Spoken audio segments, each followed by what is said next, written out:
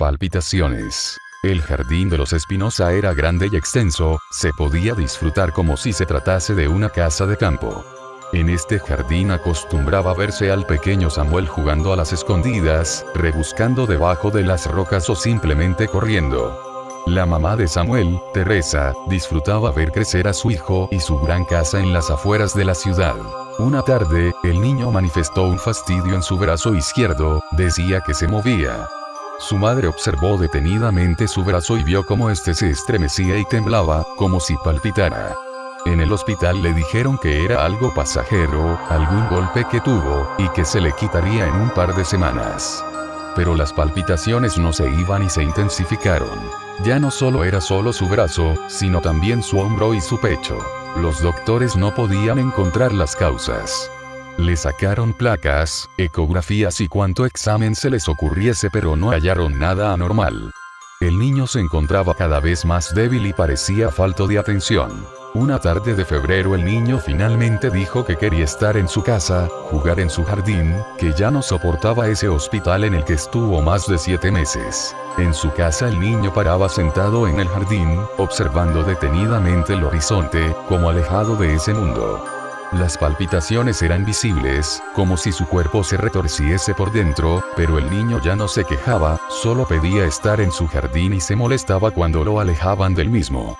Una noche Teresa se disponía a regresar a Samuel para que durmiera, pero este ya no respondía y vio sus ojos fríos, sin vida, aún viendo al horizonte. Durante el entierro del pequeño Samuel, Teresa no dejaba de llorar, todavía tenía las esperanzas de que se recuperaría. Justo cuando estaban echando la tierra sobre el ataúd, Teresa juraba que su hijo aún vivía, decía que escuchaba las palpitaciones venir de su tumba. Una noche de lluvia mientras Teresa observaba el jardín, en el mismo lugar donde se sentaba Samuel, observó a lo lejos a alguien corriendo por su jardín, saltando y girando por la tierra. Ella corrió por todo el jardín y vio a Samuel allí, riendo, con la misma ropa que lo enterró. «Samuel», gritó Teresa, rebosante de felicidad. «Sabía que aún vivías. Por favor, perdóname por enterrarte. Vuelve a mi lado». Teresa no pudo completar la frase ya que observaba aterrorizada dónde se encontraba Samuel. El cuerpo del niño palpitaba con mucha fuerza y por diversas partes. Parecía como si tuviera cientos de corazones en todo el cuerpo y cuyos latidos se podían escuchar desde donde se encontraba parada. Y allí, Teresa observó claramente en una de las palpitaciones a unos gusanos largos y gordos que se agitaban y palpitaban con fuerza. Todo el cuerpo de Samuel estaba lleno de ellos y todos palpitaban y se trasladaban dentro y fuera de su piel. El niño miró con una enorme sonrisa el rostro de su madre y corrió fuera del jardín hacia las colinas. «Sé que estás despierto». El chico sabe que si da la más mínima señal de que está despierto, estará perdido. Sabe que si eso se da cuenta de que él lo ha oído todo, morirá. El muchacho está tenso, arropado con su manta hasta la cabeza, exhalando aire caliente y húmedo que se acumula en el espacio que ha creado la sábana. Necesita aire fresco, pero el más leve movimiento lo delataría. Su padre y su madre lo miran fijamente, sin parpadear. Horas antes, el muchacho apenas se había acostado. Había sido un día bastante largo. 3 exámenes en 3 horas, pruebas en gimnasia y, además, entrenamiento de fútbol. Todo eso lo había dejado molido. Al otro lado de la pared, sus padres veían un reality show bastante cutre. Después de mentalizarse, se durmió. Un ruido leve lo desveló a medianoche. Estaba confuso y desorientado. Seguía escuchando el ruido, el cual parecía provenir del salón. Poco a poco abrió la puerta y caminó a través del oscuro pasadizo que llevaba al centro de la casa. El ruido se hacía cada vez más intenso y desagradable, similar al de los huesos al romperse.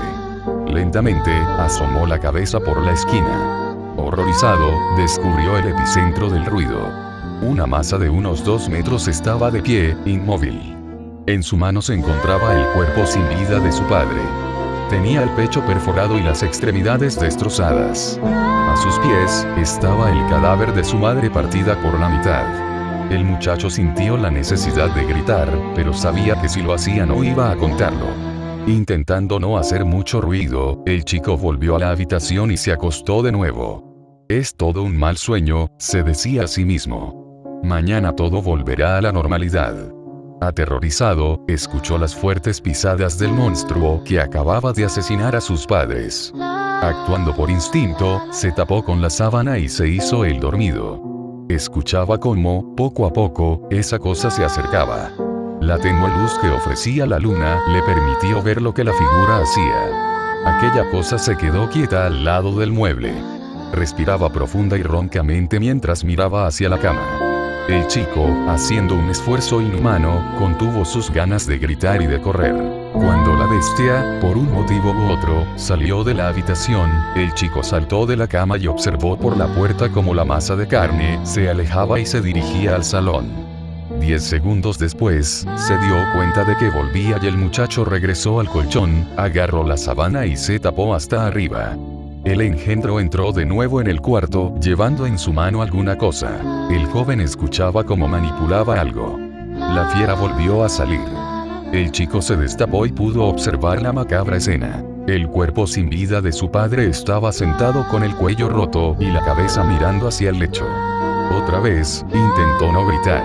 El monstruo volvió una segunda ocasión, ahora con el torso arrancado de la madre, el cual puso al lado del padre. También tenía la cabeza en dirección a la cama. La gigantesca figura se agachó y en ese momento el muchacho se arropó totalmente. Notó cómo la bestia se alzaba y se acercaba hacia él. Sentía su forzosa respiración y notó cómo escribía alguna cosa en la pared. El adolescente hacía lo que podía para no delatarse.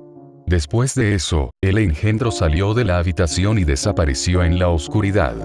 Entre sollozos, el muchacho, aún tapado hasta la sien, consiguió conciliar el sueño. A la mañana siguiente se despertó por el fuerte olor que salía de los cadáveres de sus padres. Aún sin creerlo, recordó lo último que había hecho el asesino. Giró la cabeza y, horrorizado, pudo leer una frase escrita con sangre y rabia, que decía: «Sé que estás despierto».